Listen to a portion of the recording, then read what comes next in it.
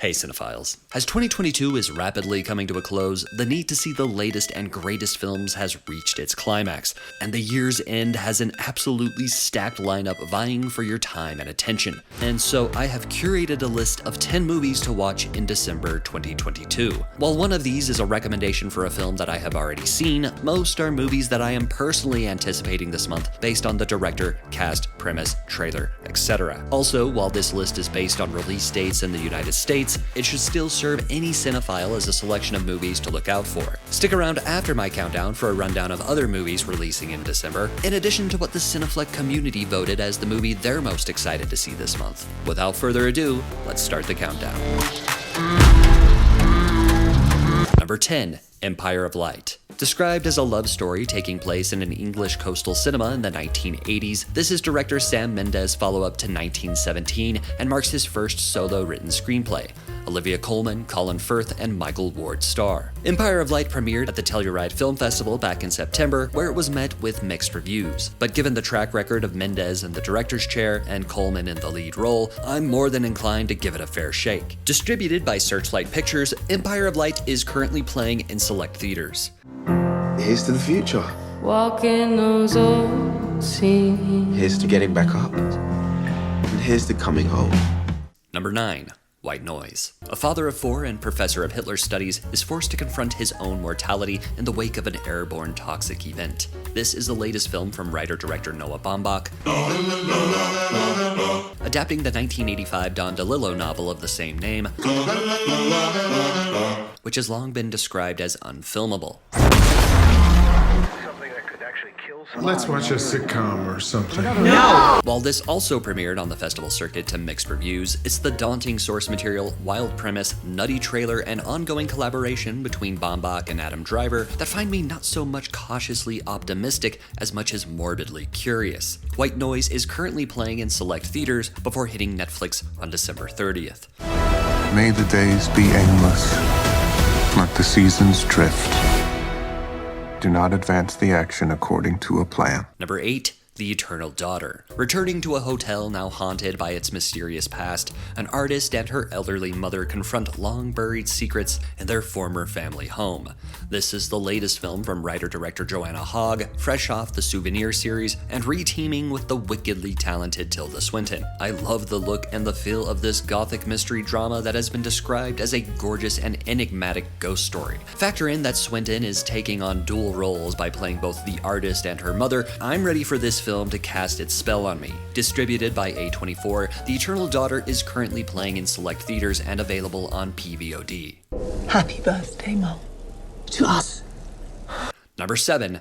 Glass Onion. A Knives Out mystery. Famed Southern detective Benoit Blanc travels to Greece for his latest case in the sequel to 2019's Knives Out from writer-director Rian Johnson. After that film's commercial and critical success, Netflix shelled out nearly $500 million for rights to 2 sequels, and this marks the first fruits of that eyebrow-raising deal. Daniel Craig reprises his role as Blanc, leading one of the most star-studded ensemble casts this side of David O. Russell's Amsterdam. Janelle Monáe, Edward Norton, Kate Hudson, Dave Bautista, Catherine Hahn, Leslie Odom Jr., Jessica Henwick, and Rian Johnson's longtime muse, Noah Sagan. I saw Glass Onion during its one-week-only theatrical release, a baffling business decision by Netflix leaving millions on the table. I wish more people could have seen it on the big screen with a big crowd, because this is easily one of the most entertaining films of the year. In any case, Glass Onion hits Netflix worldwide on December 23rd.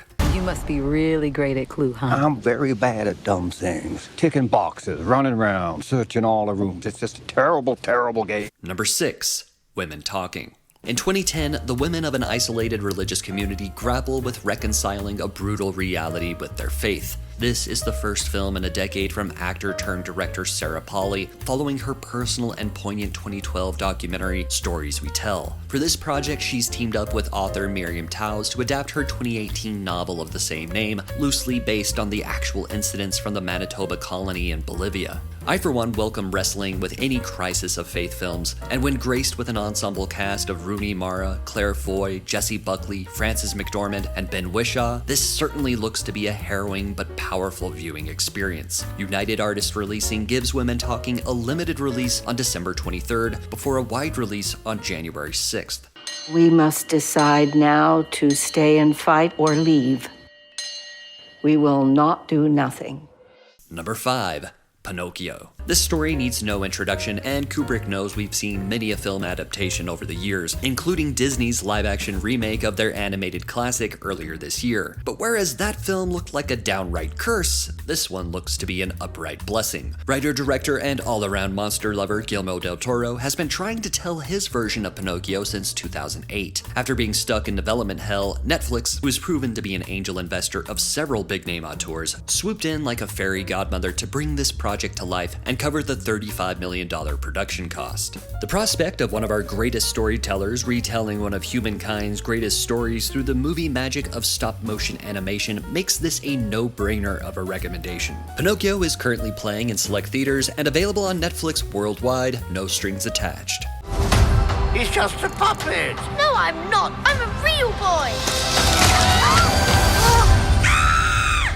Number 4. Bardo, False Chronicle of a Handful of Truths. An acclaimed journalist turned documentarian goes on an oniric introspective journey to reconcile with the past, the present, and his Mexican identity. This is the latest film from Mexican writer-director Alejandro González Iñárritu. Seeing as his last two films, Birdman and The Revenant, netted him back-to-back Best Directing awards at the Oscars, this film has been met with no small amount of anticipation. As with White Noise and Empire of Light, this is yet another one that received a mixed reception on the festival front. Unlike those films, its director has continued tinkering with the film post-premiere, excising over 20 minutes for the version that audiences going forward will see. Based on Iñárritu's track record and the visually stunning trailer set to I Am the Walrus, which in and of itself is a work of art, I cannot wait to experience it for myself. Bardo is currently playing in select theaters before dropping on Netflix on December 16th. ¿Dónde estás? No sé. Number 3.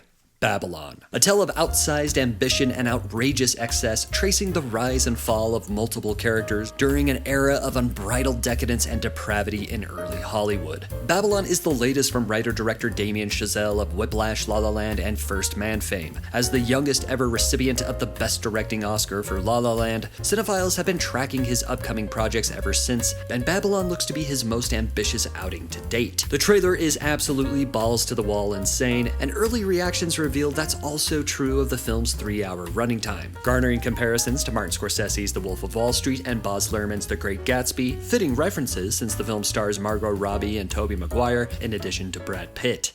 Get ready to luxuriate in the decadence of Babylon when Paramount Pictures releases the film on December 23rd.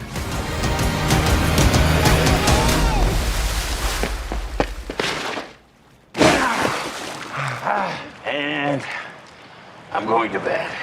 Number 2. The Whale. A reclusive English teacher attempts to reconnect with his estranged teenage daughter. This intimate drama comes from one of my favorite cult filmmakers, Darren Aronofsky, who last brought us 2017's Mother, a divisive allegory that made my list of the 10 best horror films of the 2010s. The film premiered at the Venice Film Festival in September to positive reviews, with praise especially heaped at the feet of Brendan Fraser, who is personally experiencing the kind of inspirational comeback story we love to see and is the current frontrunner in the heated Best Actor race. A24 closes out their remarkable year of releases with The Whale, currently playing in select theaters. I need to know that she's gonna have a decent life, where she cares about people, and that she's gonna be okay. In the process of curating this list, I kept rearranging the number 1 spot between these top 3 in particular, but when I sat down and asked myself which one I was most eager to see, I had to admit it was Avatar: The Way of Water. Set more than a decade after the events of the first film, this follows the Sully family and the lengths they go to keep each other safe, the battles they fight to stay alive, and the tragedies they endure. Nobody makes movies like James Cameron, and those movies don't come along very often. He took 12 years between Titanic and the first Avatar, and another 12 years to make this, the first of 4 planned sequels to his 2009 smash hit, which remains the top-grossing film of all time. Every time Cameron makes a blockbuster, he alters the landscape of the industry, pushing technological boundaries and notions of what is possible and acceptable. As a fan of the first film, and hearing the early reactions that this is even better, I cannot wait to return to Pandora when 20th Century Studios opens the hatch doors worldwide on December 16th.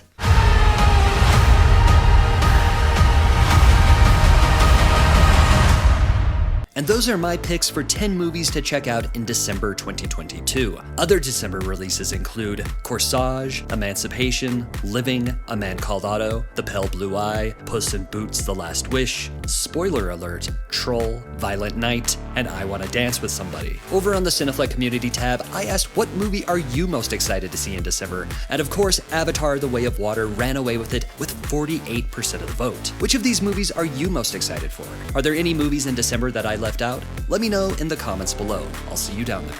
If you enjoyed this video, please give it a thumbs up. Subscribe to Cineflex for video essays, film lists, and more. I got this! And click that bell next to the subscribe button if you'd like to be notified anytime I upload a new video. Thank you so much for watching. For Cineflex, I'm J.S. Lewis. Until next time, watch something good.